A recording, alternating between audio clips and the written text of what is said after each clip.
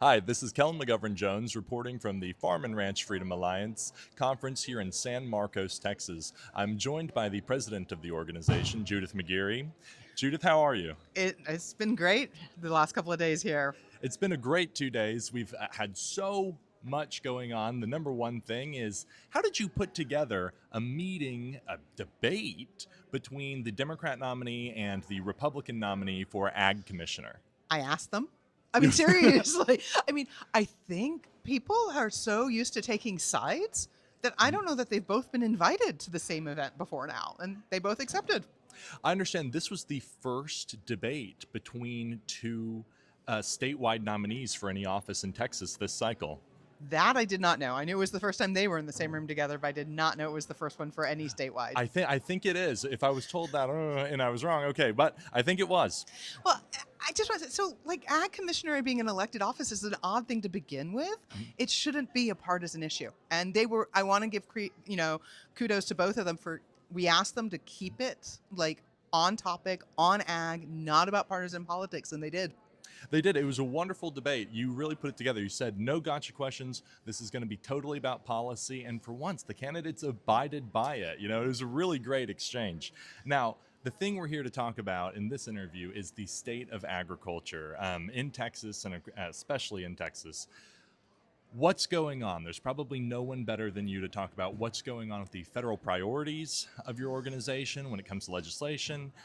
How are Texas ranchers doing, and what needs to be done to help them? So how many hours do we have for this? On a serious note, the farmers and ranchers are not doing well, and it's not new. The reality is our government has had a get big or get out policy for coming up on 60 years now. And what we have seen is huge numbers in farmers and ranchers over the years go out of business.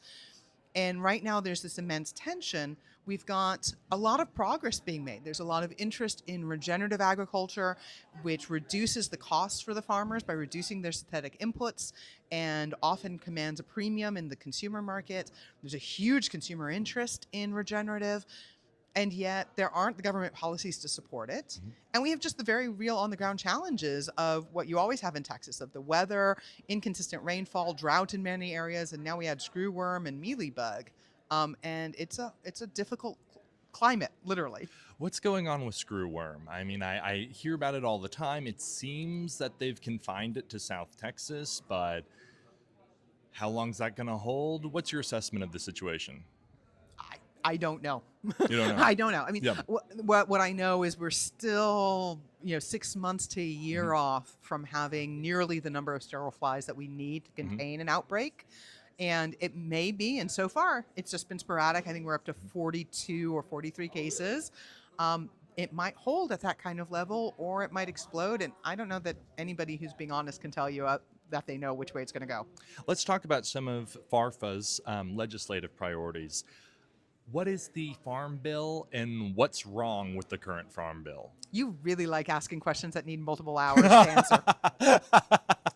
You really need to work on that one. So the Farm Bill is the legislation that is supposed to pass every 5 years. No, supposed to, up at the federal level. And it covers every aspect of agriculture. It covers food stamps, WIC. It covers all of the crop insurance. It covers forestry. It covers all of it.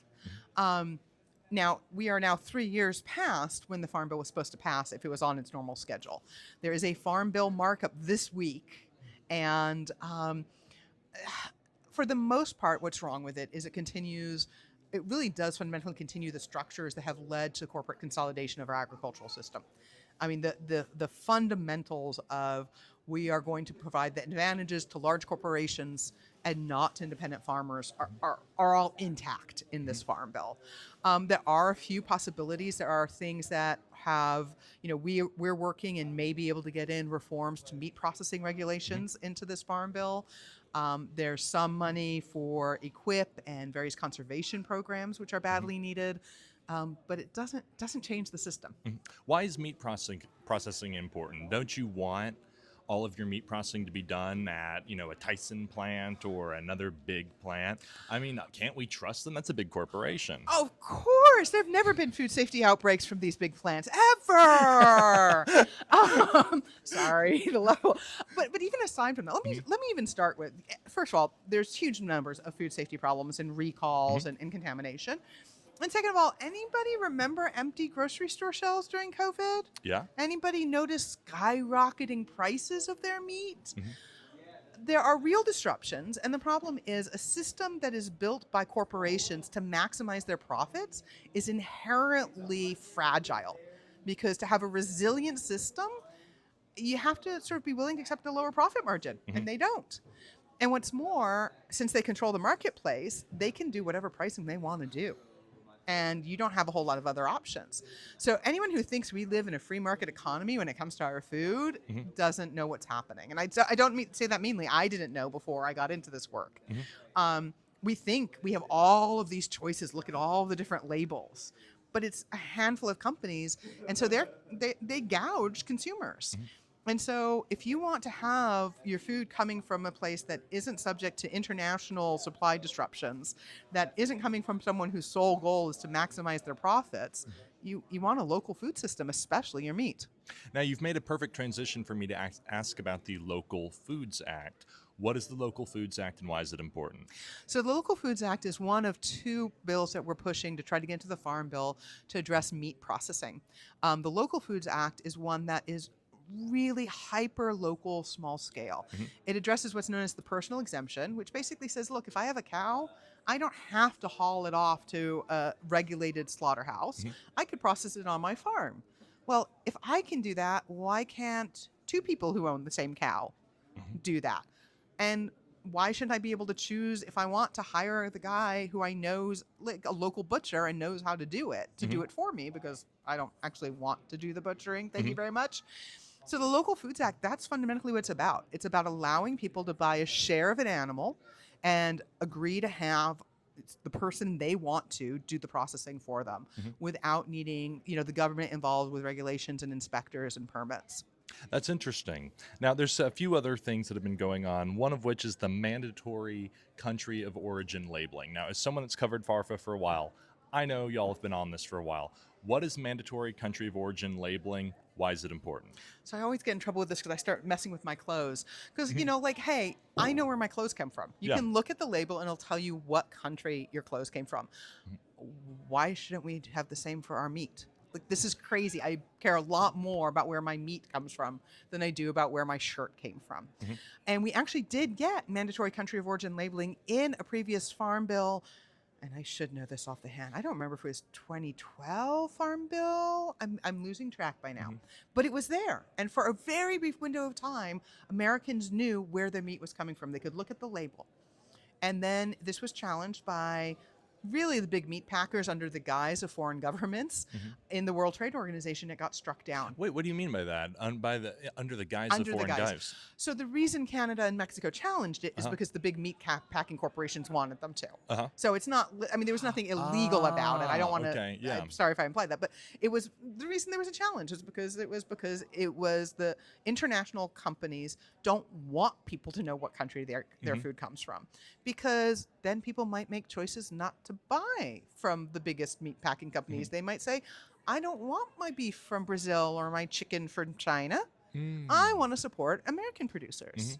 And because I want my meat to be locally made, I want to have a secure supply chain, all sorts of reasons.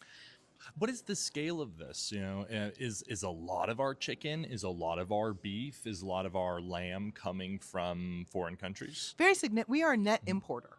We import more food than we export.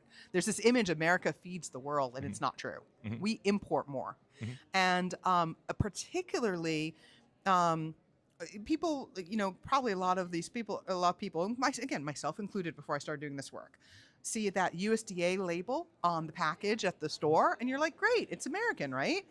All that label means is that USDA, either it went through a USDA inspected slaughterhouse, or it was processed in a country that has an agreement where USDA has said that country's inspection system is of equivalent standard.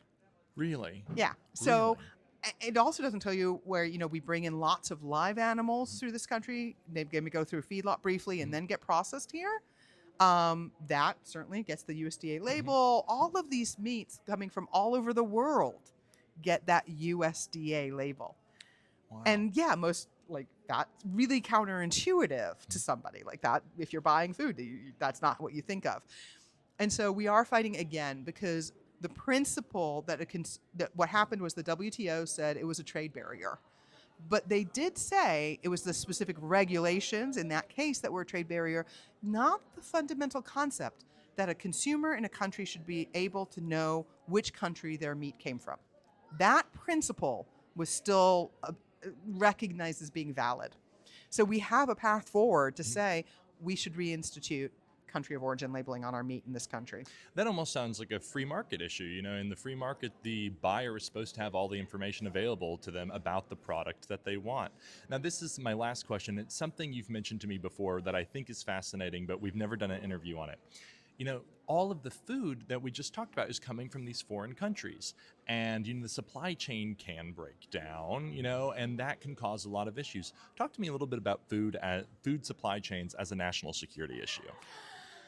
So another 3-hour answer. Another 3-hour answer. Actually, I'll do this as a short one. No, give me the 3-hour answer. This is fascinating. I think people should know about this, Judith. Look, here's the thing. Food. I mean, it's obvious when you say it, but people don't think of it. Which is, food is a basic necessity of life. Like, no food, you die pretty quickly. Not as quickly as no water. You need water. You need food. If we don't have secure water, which is becoming an issue in Texas, particularly definitely. Corpus Christi, welcome to this. Yeah. Or we don't have secure food, how can you say we've got national security? Like the concept doesn't even make sense.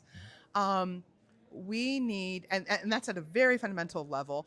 And then again, if the supply chain breaks down, whether it is natural disaster, whether it is, I don't know, the Straits of Hormuz getting closed and oil prices skyrocketing and fertilizer being pinched off. Yeah. I mean, does this make sense to anybody in terms of my security for my family or our security as a nation, as a sovereign nation, that we cannot feed our own population, that we are a net importer and that we are so reliant on international supply chains and corporations whose literal sole legal obligation is to maximize profits for their shareholders, doing everything legally. I mean, with the quote best of intentions, which I will not believe that they always have, but even in the best case scenario where we say they're acting, you know, in the best way possible for the corporation, their legal obligation is to maximize shareholder profit. It is not to ensure that food is accessible to Americans. This has been such a fascinating conversation, Judith. Where can people find out more about you, and where can they find out more about FARFA? So if you go to our website, farmandranchfreedom.org, we've got a lot of information on there, including action alerts. I'd encourage people, particularly on the Farm Bill. Right now, it's getting, you know, this is live happening right at this moment with the Farm Bill, and it will affect our food supply for years to come. Wow. Okay, Judith, thank you so much for joining me. This has been Kellen McGovern-Jones for the Cowtown Caller.